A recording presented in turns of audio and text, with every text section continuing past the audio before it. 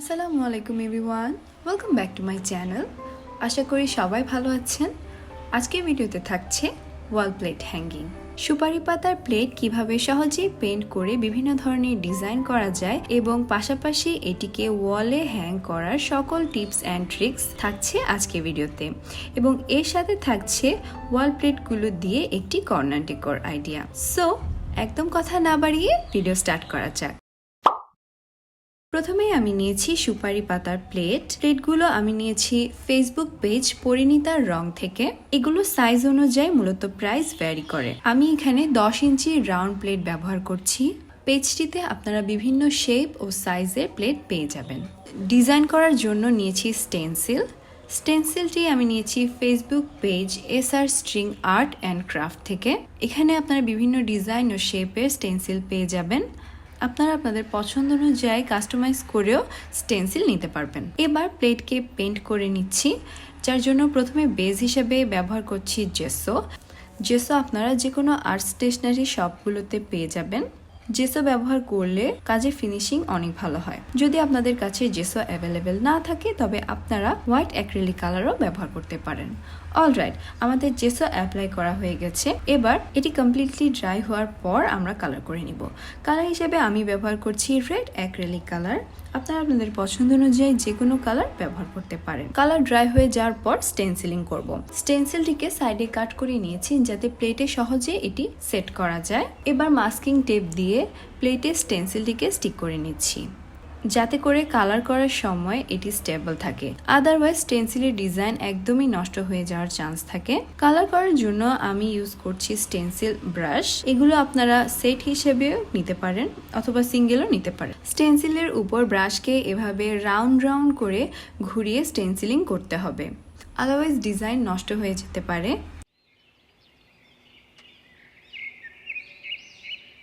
This is so easy and quick. Just 5 মিনিটের মধ্যে আমার ডিজাইনটি করা হয়ে গিয়েছিল। কালারিং কমপ্লিট হয়ে গেলে এবার টেপগুলোকে উঠিয়ে নিতে হবে এবং আলতো হাতে স্টেন্সিলকে উঠাতে হবে।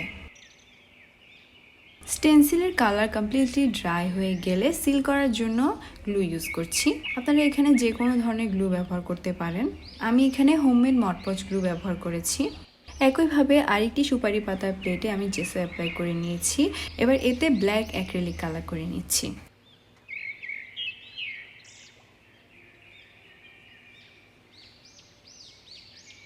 কালার ড্রাই হয়ে গেলে স্টেন্সিল করে নিব। এবার আমি একটি হাফ স্টেন্সিল ব্যবহার করছি। এই হাফ স্টেন্সিলটিকে আমি একটি রাউন্ড শেপে আনবো। এই জন্য প্রথমে স্টেন্সিলের সাইডকে কাট করে নিচ্ছি।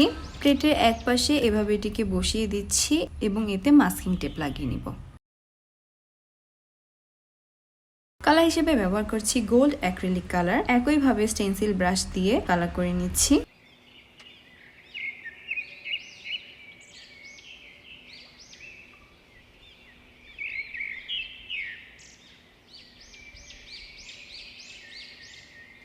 কালার কমপ্লিট হয়ে গেলে আলতো হাতে স্টেন্সিলকে উঠিয়ে নিব।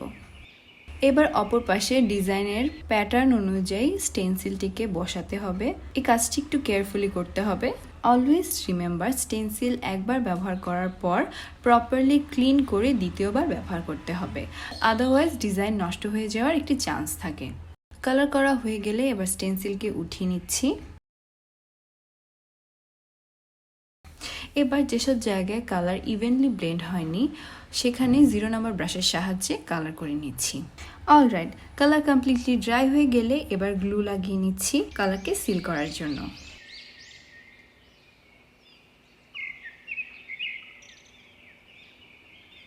একই মেথডে আমি আরও কিছু প্লেট রেডি করে নিয়েছি। এবার এগুলোতে ভার্নিশ অ্যাপ্লাই করে নিব। এবার প্লেটগুলোকে হ্যাং করার পালা। যেহেতু প্লেটগুলো খুব লাইট ওয়েট তাই এটি হ্যাং করার জন্য আমি ইউজ করছি রোপ। আপনারা চাইলে যে কোনো ধরনের রোপ এখানে ব্যবহার করতে পারেন। আমি এখানে কটন রোপ ইউজ করছি। গ্লুগানের সাহায্যে রোপকে এভাবে প্লেটের পিছনের মিডল বরাবর স্টিক করে নিচ্ছি। যেহেতু সুপারি পাতার প্লেট অনেক লাইট ওয়েট তাই আপনারা এই ওয়েতে প্লেট হ্যাং করতে পারেন। এটি ডাবল সাইডেড টেপের চেয়ে অনেক বেটার, কারণ double sided tape long last করে না। আপনারা যদি এভাবে রোপ দিয়ে প্লেট হ্যাং করেন আপনাদের আলাদা প্লেট হুক কেনার প্রয়োজনও হয় না। এবার ডেকোর করার পালা। এর জন্য আমি ওয়ালে কিছু ছোট নেল লাগিয়ে নিচ্ছি। আপনারা যদি নেল ব্যবহার করতে না চান তবে ট্রান্সপারেন্ট ওয়াল হুকগুলো ইউজ করতে পারেন।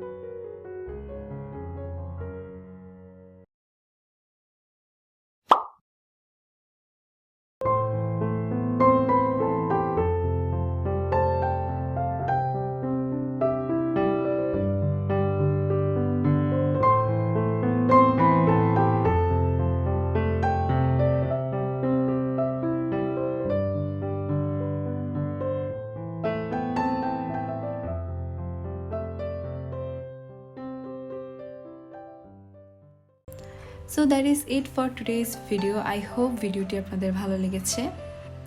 If you like this video then please do subscribe to my channel and give your thoughts in the comment section. আপনারা যদি এগুলো কেউ রিক্রিয়েট করে থাকেন তাহলে অবশ্যই আমার সাথে ইনস্টাগ্রামে শেয়ার করতে ভুলবেন না। আপনাদের কাজ দেখতে খুব ভালো লাগে এবং আমি নিজেও আরও অনেক বেশি ইন্সপায়ার হই। সো সবাই ভালো থাকবেন, দেখা হবে নতুন ভিডিওতে। আল্লাহ হাফেজ।